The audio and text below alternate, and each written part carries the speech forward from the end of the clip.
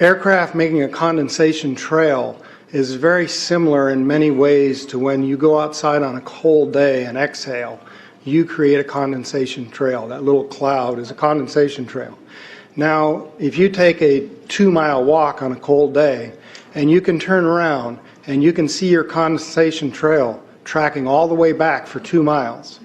That's how crazy it is to think that what we're looking in the sky is actually condensation trails. The contrails, not the chemical, the contrails occur because of cold air, minus 30.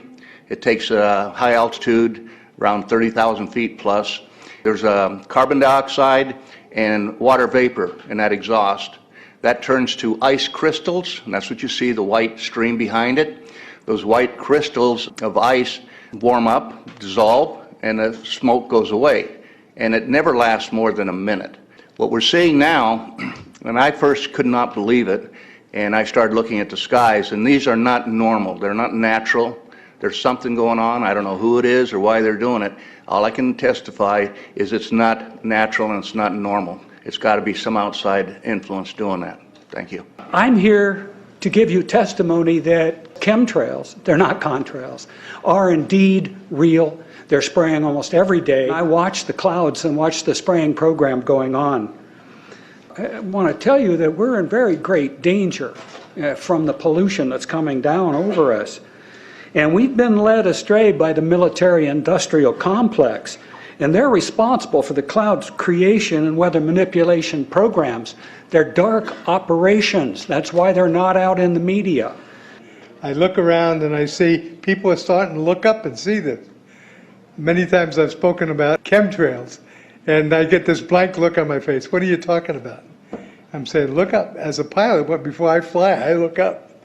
And so, boy, they're really out there working. When you look up at the sun and you see a white haze, that is aluminum floating in the air right now, and it's coming from the aircraft. There's a huge amount of aluminum being found because these sprays have aluminum, strontium, barium, manganese.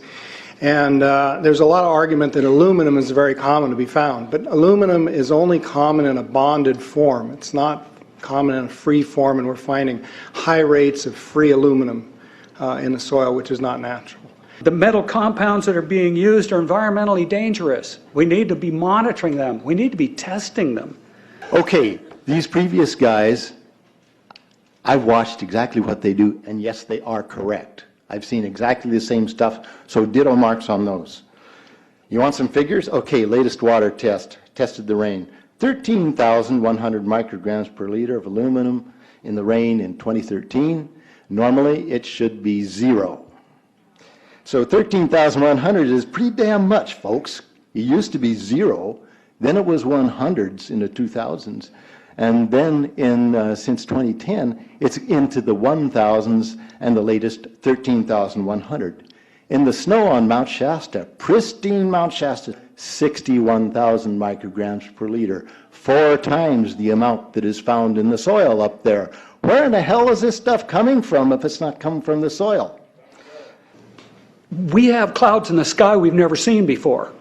Almost every day I'm seeing clouds I've never seen before. And NASA has been even named a few of these new clouds. It's really interesting, but NASA is a corporation. I want you to know that. NASA has also conducted a research program in what they call metallized fuels. We're actually putting aluminum oxide right in the fuel because it has 2 atoms of aluminum and 3 atoms of oxygen. So during the combustion process, it releases all that oxygen and dramatically increases efficiency, but it leaves the aluminum in the air. We got things coming from sky down, and it's a huge, huge problem. Because as it comes down, what happens is a couple of things. Is that it actually is in our air, we breathe it. And as we breathe it, it's actually going to go up to our nostrils, into our brain, easiest access to our brain frontal lobe. The contaminants that have been identified, which already been mentioned, are aluminum. Aluminum is the #1 free radical generator to the brain to cause early apoptosis, which is early death of brain, and it begins to set off the scar tissue, which we call the amygdalin, which is part of the chemical matrix related to Alzheimer's. I'm a neurologist practicing in Reading for 17 years, and in the past 5 years I have seen the number of patients with Alzheimer's disease, Parkinson's, and other neurodegenerative diseases tremendously increased, almost quadruple. I became interested in chemtrails about 8 years ago when I was in Hawaii, and the Hawaiians are really being very vocal about it. I concur about the increasing number of Alzheimer's. They have been able to take the aluminum and micronize it, which means it'll stay up longer. But it also means, and I don't know if any of you have noticed a metallic taste in your mouth when they're spraying, but you inhale that, it goes up through your cribriform plate and through your sinuses and into the brain. As you heard, to spray nanoparticles, very small particles. These nanoparticles, they basically trigger a programmed cell death in the brain, and that is the ultimate path we see in Alzheimer's. That's problem number one, because when we look at the Alzheimer issue, we say those are the old. The real problem is, and the real scare I have, is as I am a father of 2, I am a grandfather of 3. So the drama is our children. ADD started in the 70s. Autism was not on the radar. There was no documents, there was no information. It was 1 in 100,000 children. Today, what we have is 1 in 48 boys. I was part of the early group that was looking for aluminum in ADD and ADHD. And all of those children that started to develop those phenomena had high levels of aluminum. When we figured out protocols to detox them out, to free the body of those particular contaminants, what happened is that their brains came back. When we do this to the age, it doesn't come back as quick, but it will come back. But I'm seeing Alzheimer's in 56 years old. Back in the 70s, Alzheimer's when you were 80. If you remember 8 to 10 years ago, there was this big move to get rid of aluminum from underarm deodorant because it would cause Alzheimer's. Look what they're doing to us now. I want to give you a little bit of history on the background behind nanoparticles has been described before. A nanometer is 1/1000th of a meter. It's very small. In fact, if you have particles, say, that are 40 or 50 nanometers across, you can take and line 50 of them up next to a single red blood cell. These things are extremely tiny. They're pervasive. The collapse and decrease of agriculture is something I worry about even more than the previous info about autism and Alzheimer's. Believe me, I'm seriously concerned with what I'm watching. As a wildlife biologist, I've been watching the ecosystem collapse. When you lose all your stream organisms, when you have aluminum overload in your streams, you're killing your microbial bacteria and you're disrupting the entire ecosystem. So it goes way beyond just a little bit of pollution. How did Monsanto know to create aluminum-resistant plants? I don't think I've heard anybody ask that question. Okay. Insects. I've done studies in Siskiyou County. They're at 20% of normal. The aquatic insects basically made a nosedive in 2006 to about 20% of normal. So far this year, I've sampled 200 trout stomachs. 98% of them are empty. So sorry about the trout fishing, fellows. The mayflies, stoneflies, dipterus, and caddisflies are damn near gone. The terrestrial sampling is down to about 20% of normal, except for pest species like ants. We're seeing a loss of the major bird species, and as the gentleman said, the ecosystem is unraveling, and Audubon's been telling you that for years. The materials that are going into the environment right now, aluminum oxide nanoparticles and barium nanoparticles, these just happen to be the same materials that they use in nanothermate explosives. And so when this stuff settles down out of the air into the environment, it is small enough to be absorbed through the root structure of the trees in the forest. And so when there's a forest fire, and there will be a forest fire, those fires burn dramatically hotter. The point is that the cost of firefighting, the cost in the healthcare system have nearly doubled in the last 10 years. The amount of acreage is lost because of fires. The impact on human health is dramatic.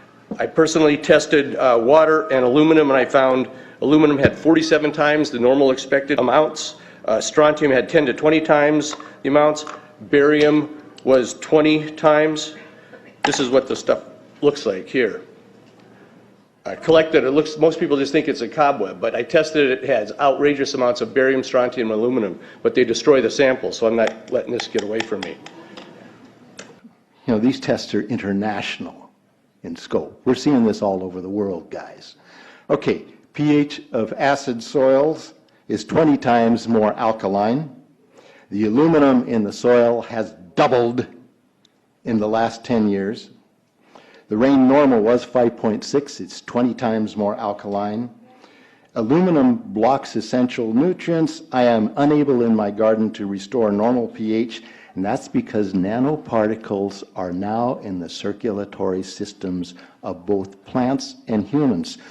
The Air Force conducted a study starting in 1993. It was called In Vitro Toxicity of Aluminum Nanoparticles in Rat Alveolar Macrophages. That's a real fancy way of saying testing the effect of aluminum nanoparticles on the white blood cells in the little air sacs in your lung, the alveoli.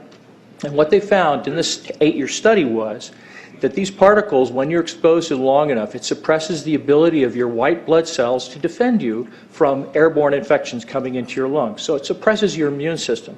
But they also found that these same particles, once they get into your system, they can actually go through the barrier in each one of the cells.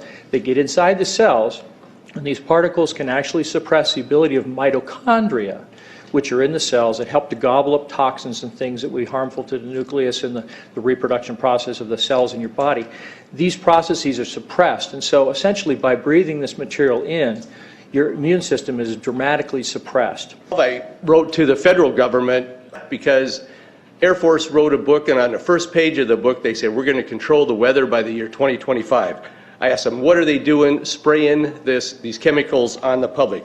I said, there's violation of United States Code 50 USC 1520, which prohibits the American government from experimenting on the U.S. citizens with chemical agents.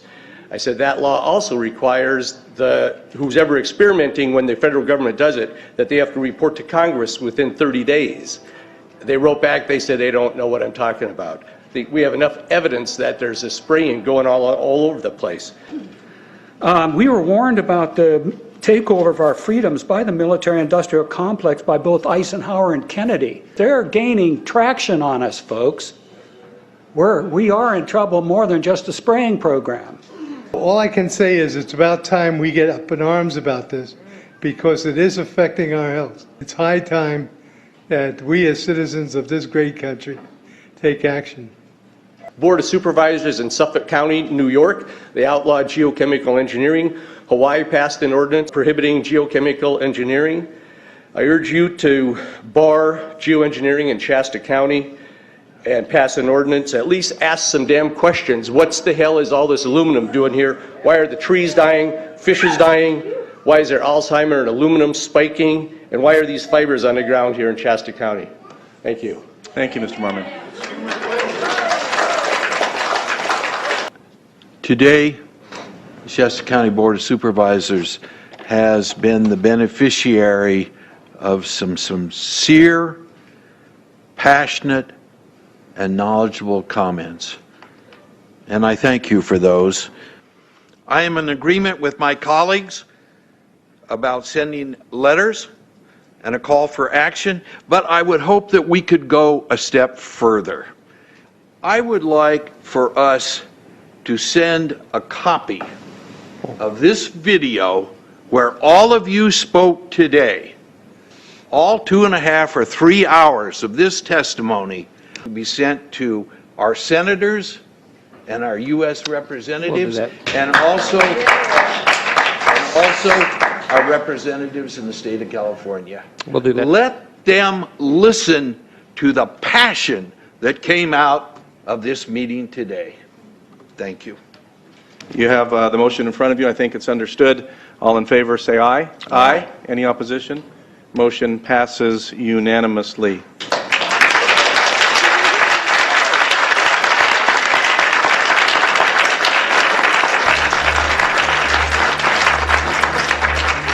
It wouldn't surprise me at all if the response is one that exceeds far the boundaries of Shasta County in terms of the platform that is offered, as evidenced by those who attended today from around the world. That's very impressive.